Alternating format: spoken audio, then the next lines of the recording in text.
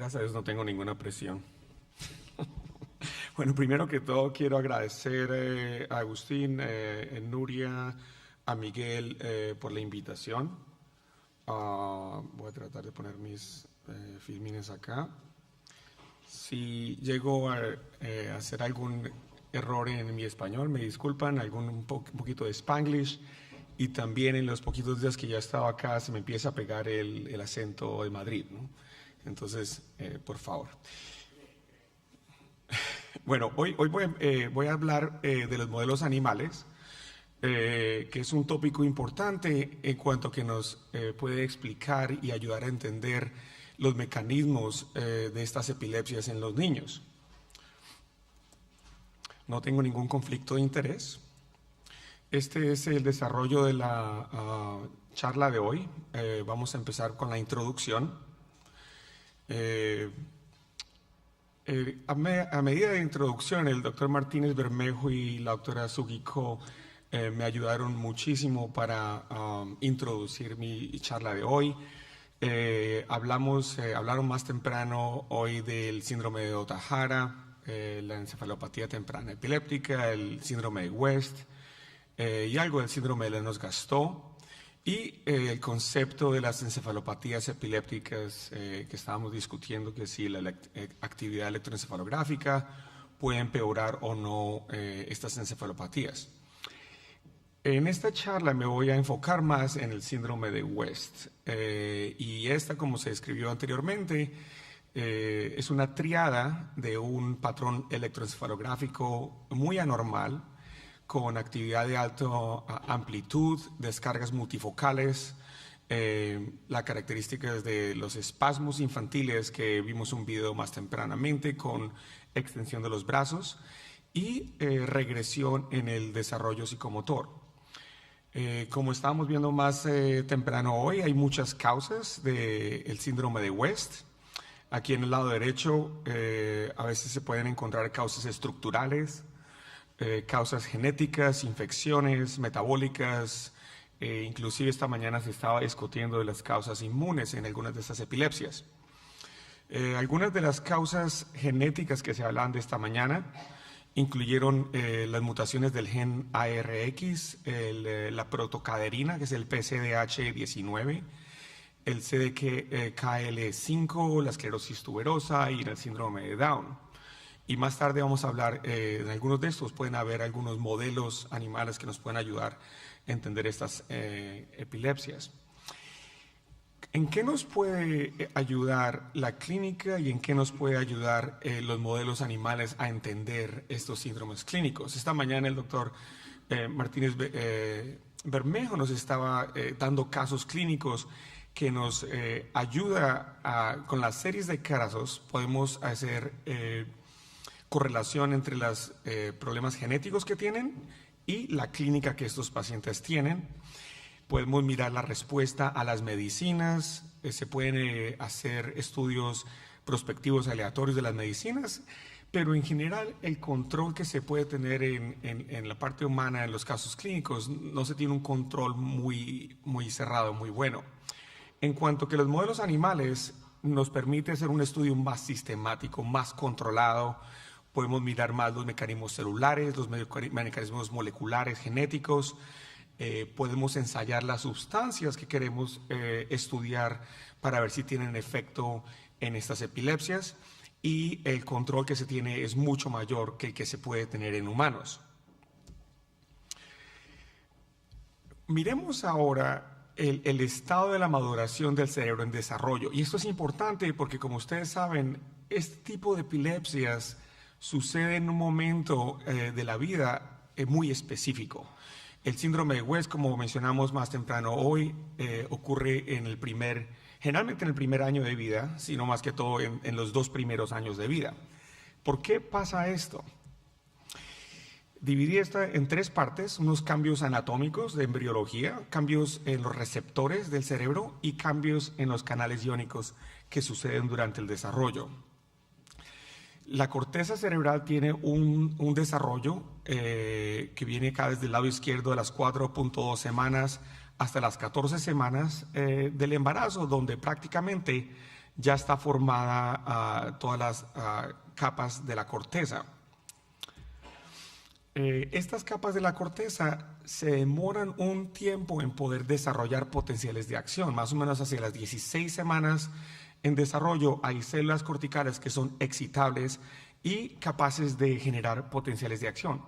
¿Qué necesitamos para generar potenciales de acción? Generalmente necesitamos los canales de sodio, los canales de potasio. En este estudio se ven que a las 19 semanas ya hay los axones poseen canales de sodio que son capaces de disparar potenciales de acción.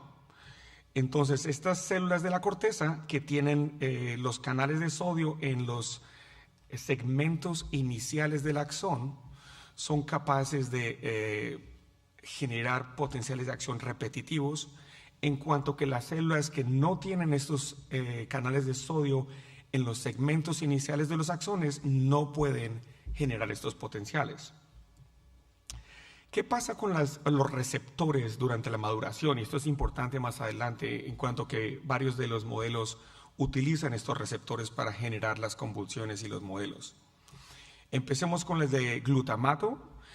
Incluyen los receptores de NMDA aquí a su lado izquierdo y los receptores de AMPA y kainato, que son primariamente unos receptores excitatorios. Acordémonos que en el cerebro la epilepsia sucede por un imbalance de la excitación y la inhibición, en cuanto que si tenemos mucha excitación o muy poca inhibición, hay generación de hiperexcitabilidad en el cerebro y de esta forma epilepsia o crisis convulsivas. Aquí miramos las diferentes medicinas que afectan ya sean los canales de sodio o directamente los receptores de glutamato para inhibir las crisis epilépticas. En la otra contraparte tenemos los receptores de GABA, que son primariamente los receptores inhibitorios del cerebro, y las diferentes medicinas como vigabatrina, tiagabina, benzodiazepinas, barbituratos, etcétera, que funcionan por medio de estos receptores. Ahora, esto de la expresión de estos receptores y la forma como funcionan cambia a través de la vida. En la parte de abajo de este diagrama ven la comparación entre humanos y en roedores de la expresión de estos receptores. Los receptores excitatorios están altamente expresados en una etapa de la vida que se presenta desde el término en el humano hasta los primeros año o 2 años de vida, en cuanto que el receptor GABA, como lo voy a explicar más tardemente, también tiene una función excitatoria por unos cambios en los canales que voy a mencionar posteriormente. Entonces, en esta parte de la vida, entre el recién nacido hasta los primeros 2 años de vida, el cerebro humano está con una tendencia a la hiperexcitabilidad. Y esto más tarde en la vida vuelve al grado de adulto después de los 2 o 3 años de vida. ¿Cómo es esto de que el GABA es excitatorio al inicio de la vida? En el lado izquierdo tienen una neurona inmadura, una neurona en el cerebro del infante, donde hay un canal, un transportador que se llama el NKCC1, que lleva cloro hacia el interior de la célula, el interior de la neurona. Entonces hay un gradiente donde hay más cloro adentro de la neurona. Cuando estimulamos esta neurona con GABA, como está aquí, el cloro sale de la neurona y por medio de esta manera excita la neurona, la despolariza, creando hiperexcitabilidad. Esto es en la neurona inmadura.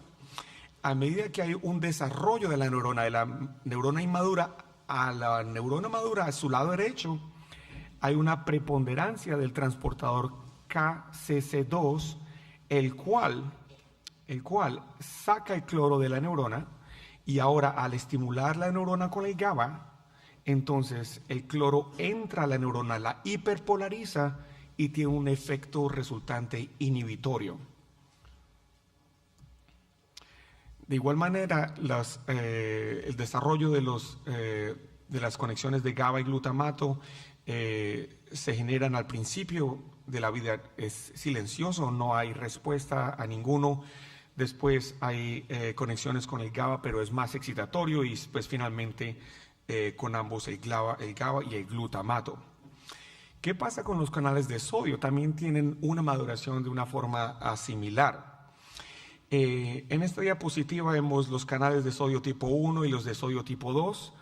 Esto es cuando, esto es en ratas, pero cuando están intrauterinas, o sea, antes de nacer. Después, a los 8 meses de vida más o menos, en el periodo humano, hay un aumento de los canales de sodio que disminuye cuando están en la parte adulta. Ya que miramos la parte de la maduración del cerebro en desarrollo, voy a moverme a la parte de los modelos animales como tal. Y la forma como los dividí fue por medio del tipo que afecta, el tipo de canal o el tipo de receptor que se afecta. Empecemos primero con los modelos animales que son debidos por excitación del glutamato.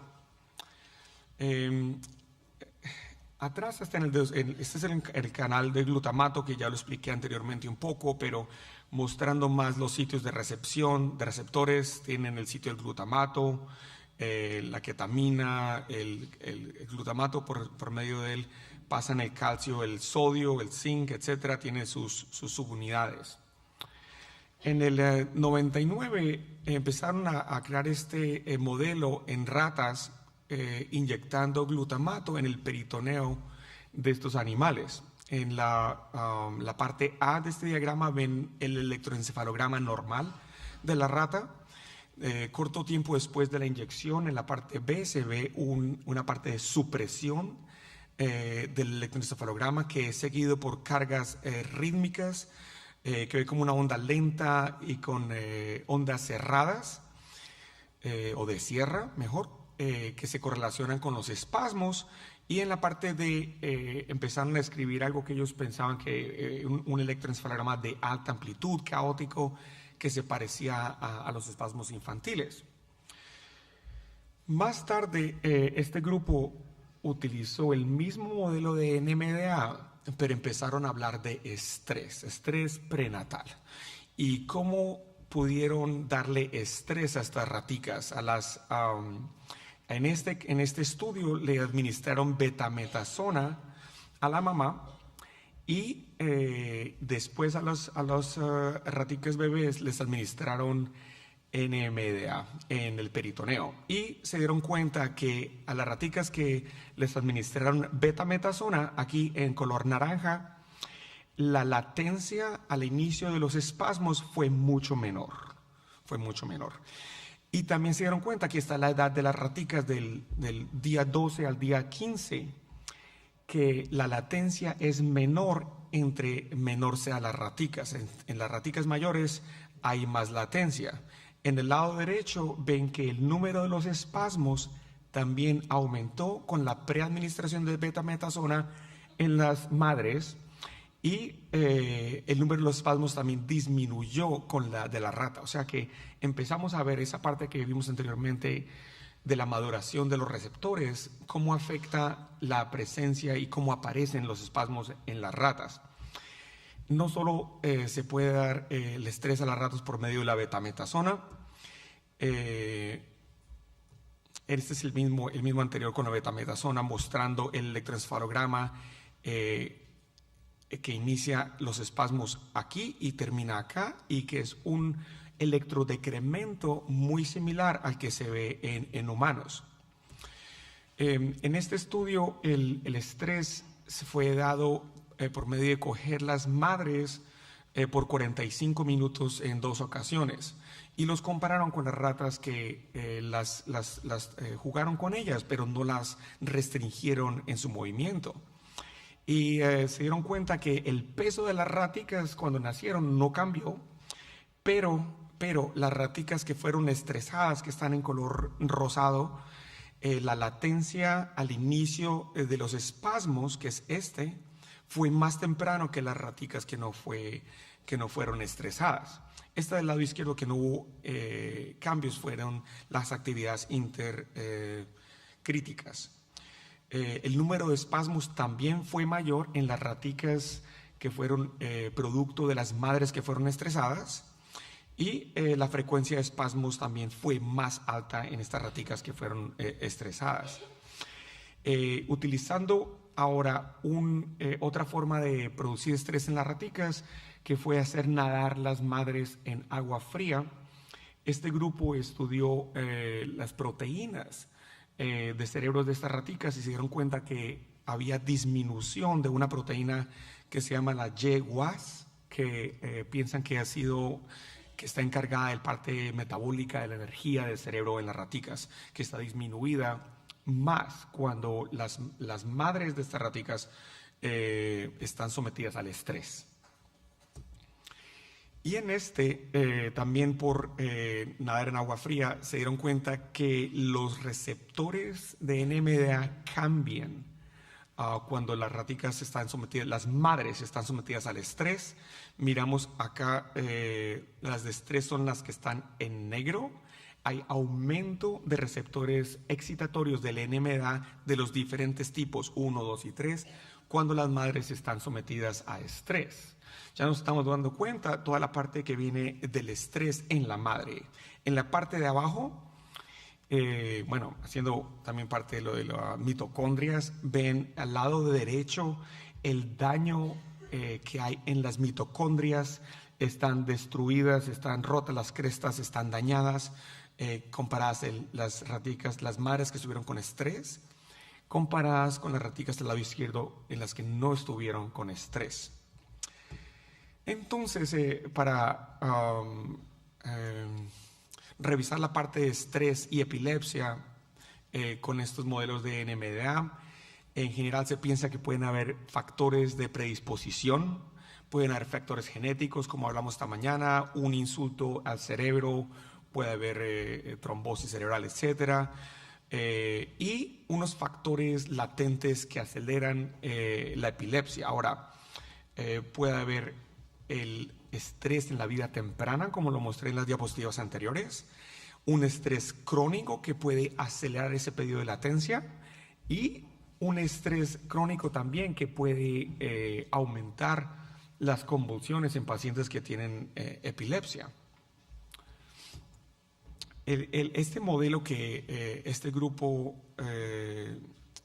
muestra, acá en la parte A mostramos que hay un umbral de epilepsia que la persona normal generalmente no alcanza, pero que cuando de pronto esa paciente tiene hipoglicemia o se le baja el sodio mucho o alguna cosa, esa persona puede tener una convulsión de vez en cuando. En cuanto que cuando hay un proceso de epileptogénesis, ese umbral que normalmente en personas normales no alcanza a llegar para tener una convulsión, ese umbral baja, y cuando baja suficientemente se presenta la epilepsia, que hay una tendencia a tener convulsiones, crisis convulsivas espontáneas, básicamente. Hablemos un poco de los modelos animales por GABA. Este es el receptor GABA con algunas de las mutaciones que se han descrito produciendo encefalopatías epilépticas, y el receptor con sus diferentes sitios de acción y de recepción.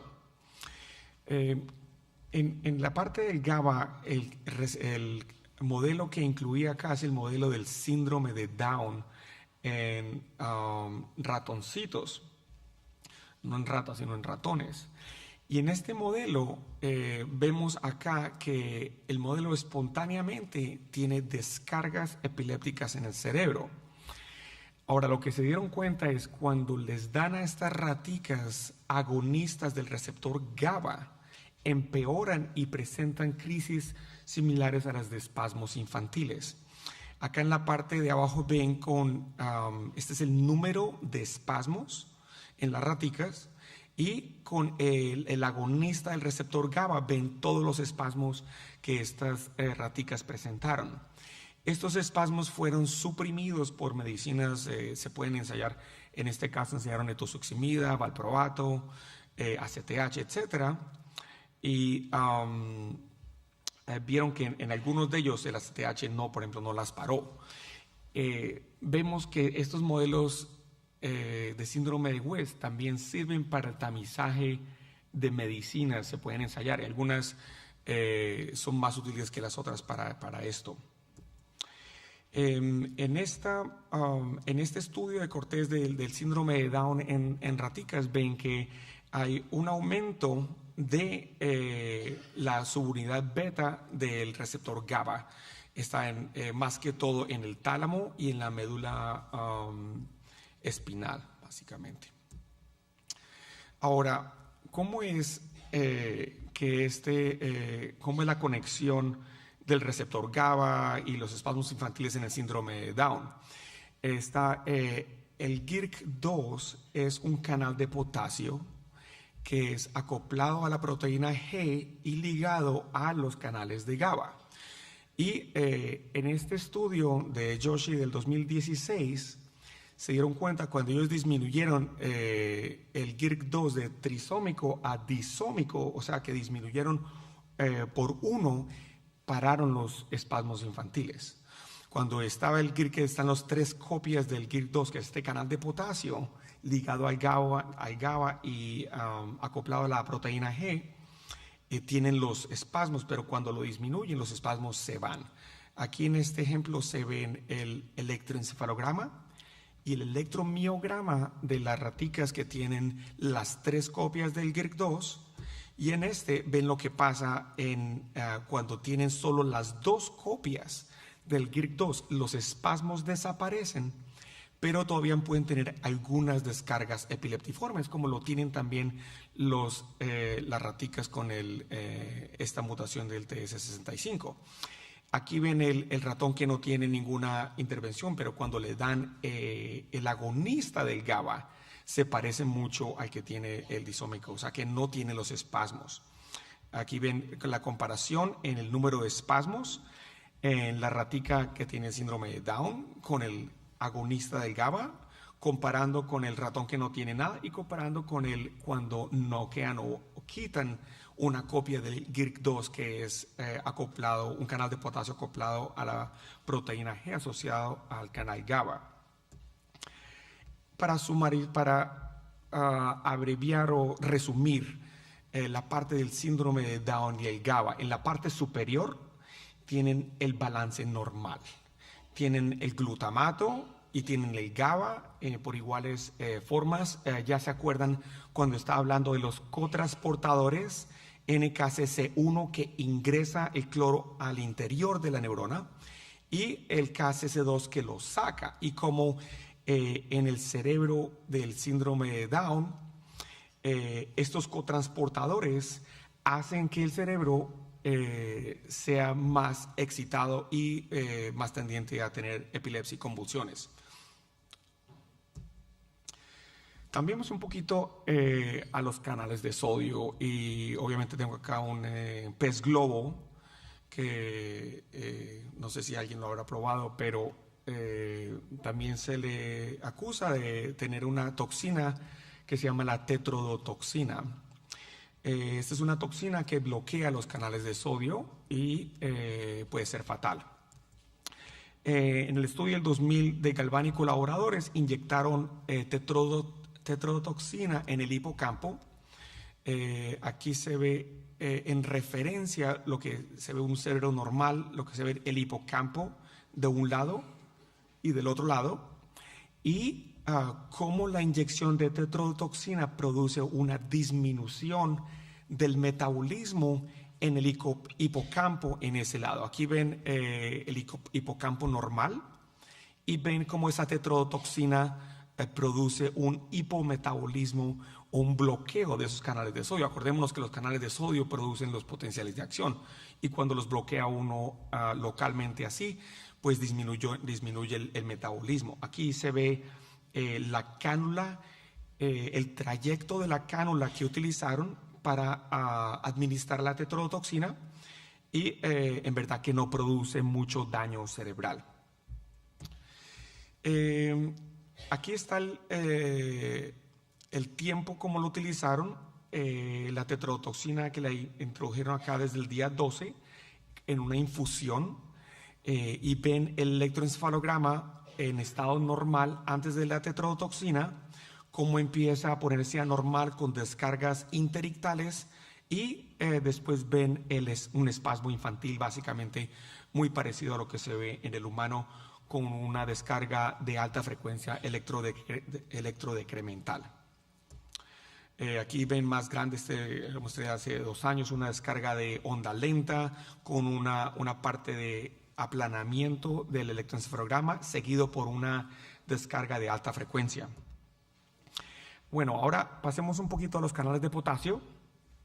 En este estudio de Millichap encontraron 4 pacientes, estos son humanos, que tenían una variante R198Q en el canal de potasio, que los 4 pacientes tenían crisis de espasmos infantiles características. Pero ¿por qué incluyo esto en algo de modelos animales?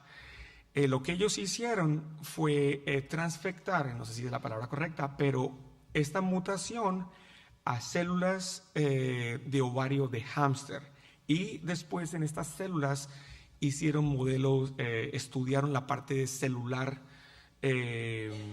eléctrica, a ver cómo se comportaban estas células. Aquí ven el modelo, el canal de potasio con la subunidad que siente la parte del voltaje, y mostrando las mutaciones de ese canal. Y aquí abajo ven cómo esa mutación que fue demostrada por medio de estudios electrofisiológicos de célula única en células de hámster de ovario, cómo cambia la neurofisiología y vuelve estas células más excitables.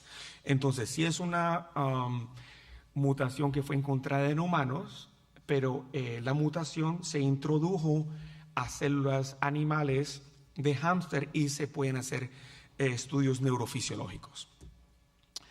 En esta otro estudiaron 7 pacientes con otra mutación del canal de potasio, y demostraron no solamente que cambia la corriente M, que es la corriente de los canales de potasio, pero también altera la localización de los canales en los segmentos iniciales de los axones. Aquí lo ven sin la mutación, y aquí cómo desaparecen los canales de potasio. Aquí. Muy bien. Ahora pasemos al modelo con lesiones múltiples, y lo que tratan de hacer acá es administrar por vía local el lipopolisacárido y la doxorubicina, que son bien tóxicas al cerebro, y esto es en el 3er día de vida de los ratoncitos, y después en el día 5 por medio de vía sistémica clorofenilalanina.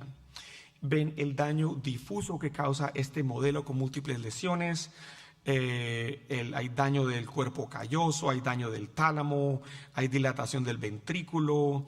El cerebro, ven en este lado se ve la corteza completamente normal, en cuanto que el lado donde se inyectan estas sustancias hay un adelgazamiento y un daño de la corteza total.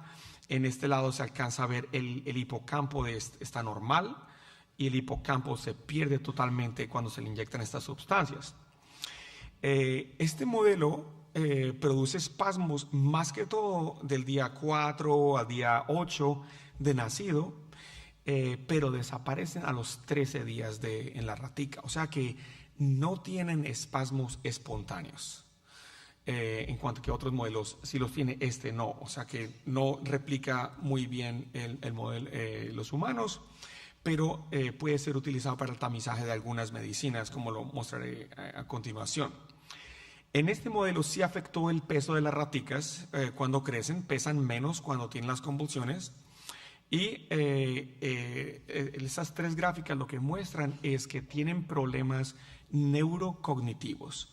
Tienen problemas de memoria, tienen problemas para caminar, obviamente que ya vieron la lesión tan severa que causa en el cerebro. O sea que no solamente son los espasmos que están produciendo esos defectos neurocognitivos, pero también estas raticas tuvieron un daño cerebral marcado. Aquí viene básicamente este modelo, cómo una gráfica del tiempo de cómo se hace cuando se les aplica la doxorubicina y los lipopolisacáridos, y más tarde se produce por ahí está el otro, se me perdió, aquí está, fenilcloroadenina aquí, intraperitoneal, y en la mitad se pueden pretratar para estudiar el efecto de diferentes sustancias. En se puede ver el vehículo, el 765 o cualquier sustancia que se quiera experimentar, y después se cuentan los espasmos a ver si funcionó o no. Pasemos finalmente a la parte de la ARX, que gracias a la doctora Co esta mañana lo mencionaron, y el doctor Martínez también me facilitaron mucho esta parte de los modelos animales. Como mencionaron esta mañana, el ARX es una mutación que se ve generalmente en niños, que es en el cromosoma X. En el lado izquierdo ven el control, con lo que se ve normalmente en el electroencefalograma en el animal adulto o en el animal de 14 a 16 días. En el lado derecho ven la ratica de sexo masculino que tiene la mutación que presentan los espasmos infantiles con las puntas y las descargas. Y en la parte de la mitad ven la ratica heterocigótica femenina, que también puede tener descargas epilépticas, pero generalmente no desarrolla los espasmos completos como los desarrolla la ratica masculina. Igual acá el control, la ratica heterocigótica, y el knockout de ARX en las raticas masculinas, que muestran más actividad epiléptica en esta transformación de Fourier. Igualmente aquí ven el animal se graba en la corteza y en el hipocampo, y cómo produce las convulsiones. Ven el inicio de la convulsión y diferencian entre los animales que son controles, entre el animal que tiene las mutaciones heterocigóticas o las raticas masculinas que tenían las convulsiones completas acá con los espasmos infantiles que las muestran.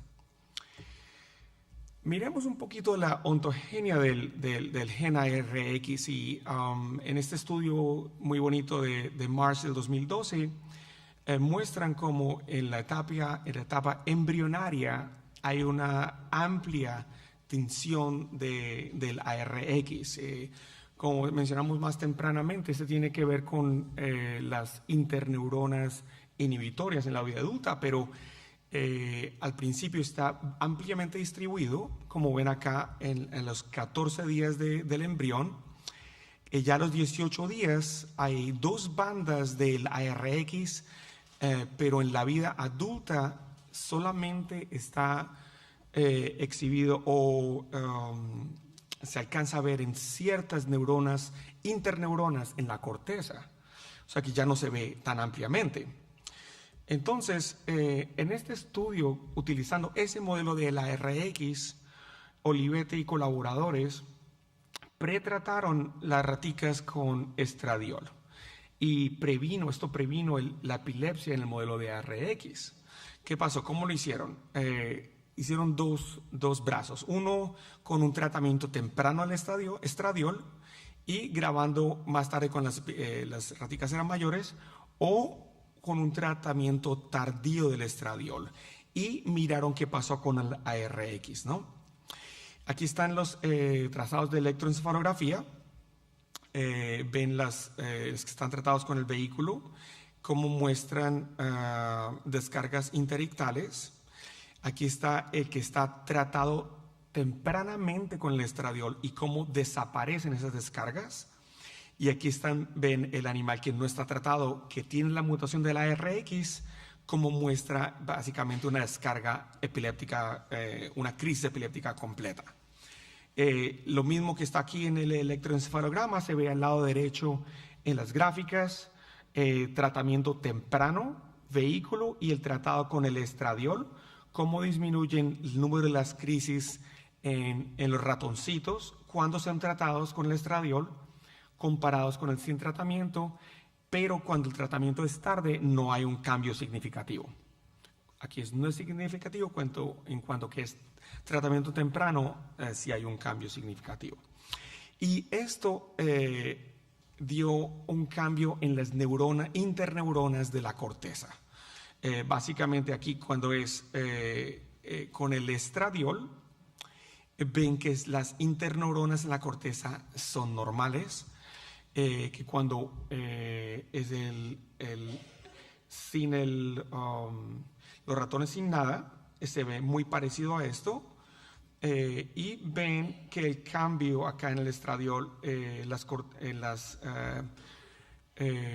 capas de las 5 al 6 eran más altas que el vehículo y en las normales.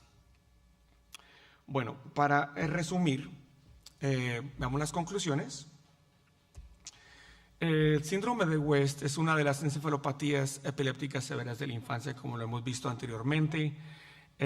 Yo hablé un poquito del cerebro en desarrollo y que está en un momento de susceptibilidad especial con riesgo al desarrollo de este tipo de epilepsia.